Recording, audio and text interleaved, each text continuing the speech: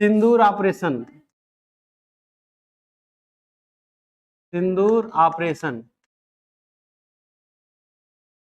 भारत में कौन सी जगह पर ये घटना किए थे? पहलगाम।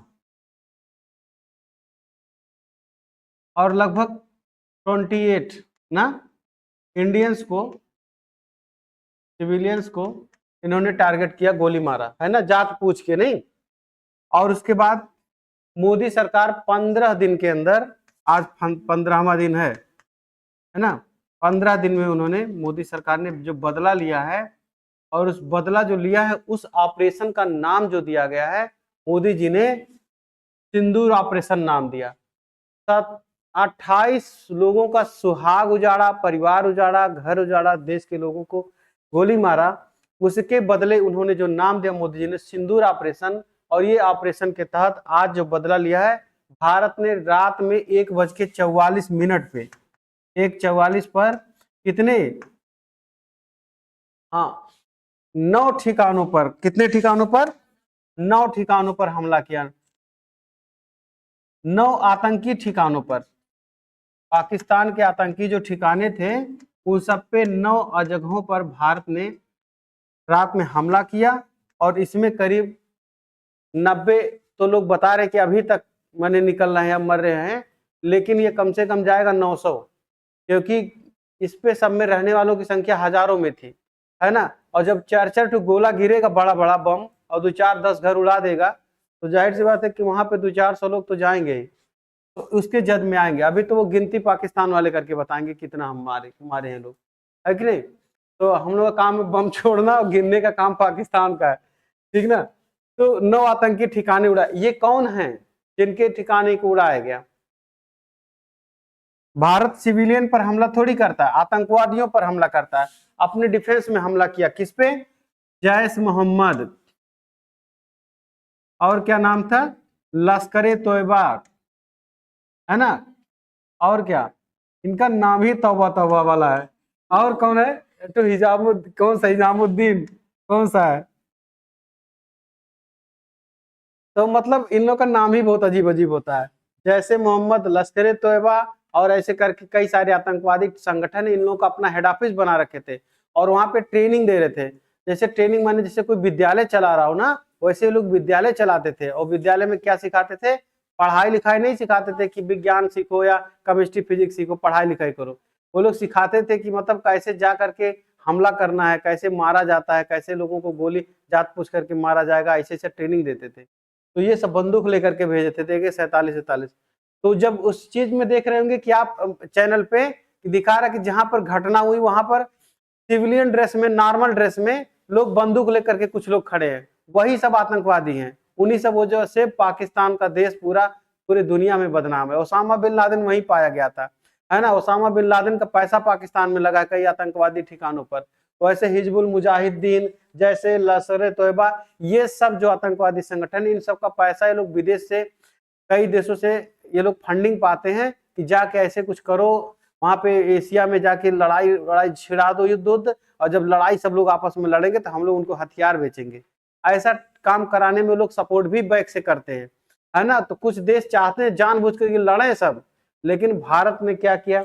जैसे जैसे सामने 2 परिवार हैं, आपस में लड़ाई लड़ लिए, तो लड़ाई, कोई परिवार का कोई बहुत बदमाश है, वो ना घर वालों से संभल रहा है और ना बाहर वालों से संभल रहा है, तो ये सब आतंकवादी ही बदमाश हैं सब। तो ये लोग को पाकिस्तान वाले संभाल नहीं पाते हैं, उल्टे सरकार इन्हीं वाला जी हुजूरी करती है। तो ये लोगों को सबक सिखाने के लिए, जैसे सामने वाला परिवार का जाकर के उन लोग को सबक सिखाता है, तो सबको घर भर को थोड़ी मारता है, उसी को मारता है जो बदमाशी किया होता है।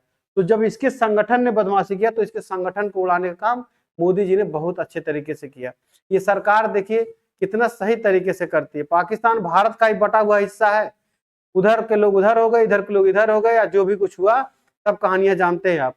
लेकिन जब ऐसी बात आती है तो भारत किस तरह से पूरा ध्यान रख करके सिविलियन का, और उस पर रात में 1:30 बजे हमला करती है और करीब 9 ठिकाने उड़ा देती है। तो इस तरह से भारत पहले भी स्ट्राइक कर रखा है और दुनिया को सीधा संदेश दे रखा है कि भैया चाहे जो देश हो, अगर हमारे साथ कुछ गलत होगा तो हम छोड़ेंगे नहीं। चाहे वो चाइना हो, चाइना के साथ डोकलाम हमला याद है ना, तो जितने वो लोग इधर इंडियन के मार दिए थे, उसके बदले इंडियन ने उनसे दुगना तिगुना संख्या में मार के भेजा था। तब से उन लोग, हालांकि चाइना जल्दी इस तरह का लड़ाई उड़ाई नहीं लड़ता है, लेकिन कभी ऐसा कुछ छोटा मोटा घटना होता तो हमारे देश के जो सैनिक है ना, वो कहीं से ये नहीं पढ़ते कि हम कम पढ़ेंगे या मर जाएंगे या क्या होगा, वो देश के लिए अपना जान लगा देते हैं, है ना। तो चाहे पाकिस्तान, अब बांग्लादेश बीच में बहुत चिक चिक करता है, काद बम उधर भी घुमा देना चाहिए, है कि नहीं, मिसाइल छोड़ देना चाहिए, शांति आ जाती, थोड़ा बहुत ज्यादा बोल रहे। तो बांग्लादेश को खाली कुछ नहीं, भारत खाली छूट दे दे पाकिस्तान वालों को, जाओ अच्छा बांग्ला में जा सकते हो, तो बांग्लादेश को तबाह कर देंगे सब, है कि नहीं। लेकिन ये भारत है कि बांग्लादेश को और पाकिस्तान को बैलेंस पे रखा है सबको, तो ये चीज को समझना चाहिए। यहाँ के जो छोटे छोटे अगल बगल देश है, सब पे चाइना ने कब्जा कर रखा है, सब पे चाइना ने उधार इतना दे रखा है, कर्जा तले दब गए हैं, उनकी बात मान करके लोग काम करते हैं, है ना। पाकिस्तान गधा को निर्यात करता है उधर चाइना में, गधा खाते हैं सब, बताइए हद है एक लोग के क्या है ना, चाइना वालों के क्या कहा जाए। फिर उधर लंका को बर्बाद कर दिया, देखिए चाइना ने। भूटान को बर्बाद कर देते, लेकिन भूटान की अपनी कुछ संस्कृति है, म्यांमार की अपनी संस्कृति, वो लोग अपना बैलेंस कुछ बनाए रखे हैं, उन लोग का रिस्पेक्ट बहुत है। लेकिन नेपाल को जब चाहे चाइना वाले तब भी बर्बाद कर दे 2 मिनट के अंदर। नेपाल पूरा आधा बिक चुका है, आधा नेपाल उधर है चाइना की तरफ, आधा नेपाल इंडिया की तरफ है। तो ये नेपाली भी बीच में चिद्ध करते हैं ना। तो ये सब लोग, भारत अगर ना रहे तो दूसरे देश के लोग इन पे कब्जा कर लेंगे, लेकिन भारत की वजह से नेपाल, भूटान और ये पाकिस्तान और ये लंका बचे हुए हैं। खाली बस खाली छूट दे दे भारत, खाली ढीला पड़ जाए तो ये लोग बर्बाद, लेकिन समझते हैं नहीं। अगर भारत से पाकिस्तान के संबंध अच्छे रहते, अगर अच्छा किए रहते लोग, तो पाकिस्तान आज गरीब रहता नहीं रहता। लेकिन ये लोग क्या करते हैं कि नहीं हम ऐसे करेंगे, ये भैया हाँ कार्ड बनवाना है, अच्छा 2 मिनट बैठिए अभी बता। तो समझ में आ रहा है ना। तो भारत पाकिस्तान की ये हालत है कि उनको इस देश के साथ ऐसे संबंध बनाना चाहिए था कि जैसे पहले देश एक था वैसे मिल करके रहने थे अच्छे से। लेकिन उन्होंने क्या किया, 47 के बाद जब देश आजाद हुआ तो उनका भी देश आजाद हुआ था, हमारा भी देश आजाद हुआ था। तो 14 अगस्त को उनका, 15 अगस्त को मेरा। लेकिन उन लोगों ने हमेशा हिंसा को बढ़ावा दिया। हमारे देश में अहिंसा परमो धर्म कहा जाता है ना। विदेश के लोगों को यहाँ पे मतलब भगवान का दर्जा दिया जाता है, और वो लोग आते हैं हमारे यहाँ गोली मारते हैं।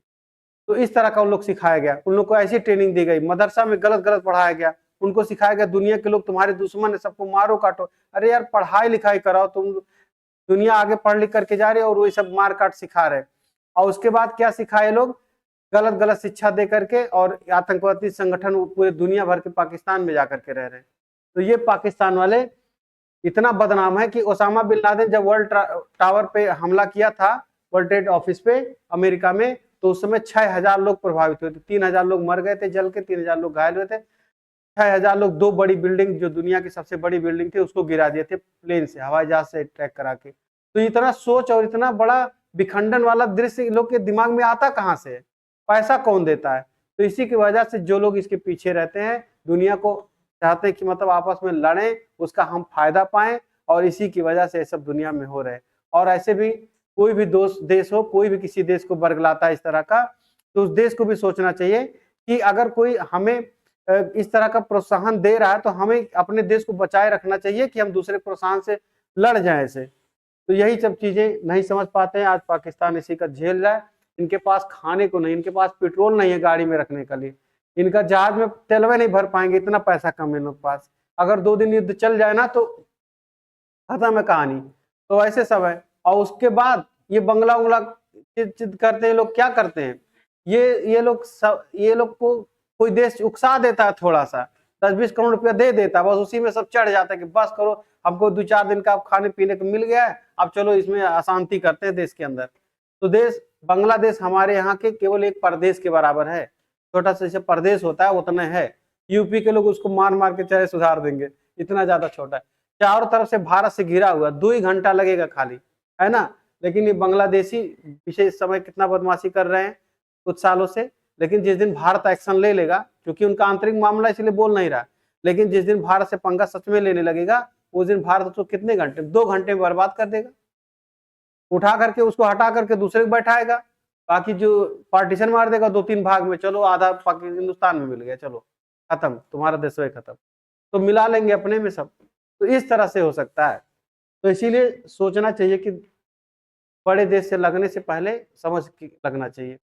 तो देश भारत है दुनिया की सबसे 5वीं बड़ी अर्थव्यवस्था है, और दूसरी बात है कि भारत के पास सेना में चौथे नंबर की सेना पूरे वर्ल्ड में। तो उसके हिसाब से भारत को से कोई भी पंगा ले तो सोच समझ करके लेना चाहिए। रही बात चाइना की, चाइना हमसे मजबूत है, चाइना हमसे चलो ठीक है हर चीज में आगे है, लेकिन लड़ाइयाँ युद्ध ये सब देश नहीं करते। बड़े देश जो होते हैं थोड़ा झुक के रहते हैं, थोड़ा बहुत घटनाएं होती है तो देखिए उसको मैनेज कर लेते हैं।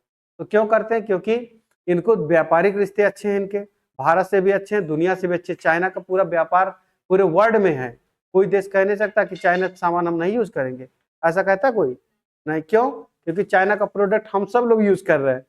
तो चाइना खुद चाहेगा मेरे कस्टमर को तकलीफ हो? कभी नहीं चाहेगा। या हम चाहेंगे कि हमसे चाइना का रिलेशन खराब हो, कि हमारे पास लैपटॉप ना पाए, मोबाइल तक ना पाए? नहीं चाहेंगे। तो इसीलिए बड़े देश जो होते हैं वो अपना जिम्मेदारी समझते हैं, लेकिन ये जो छोटे छोटे लोग होते हैं ये लोग बहुत कूदते रहते हैं, थोड़ा सा हो जाता तो उबाल खाने लगते हैं। तो उनको सुधारने के लिए मोदी जैसा नेता होना चाहिए जो दुनिया को इस तरह का संदेश दे कि भारत से अगर पंगा लोगे तो भारत तुम्हें घुस के मारेगा और ऐसे हमला करेगा, है कि नहीं? थैंक यू, इतना ही।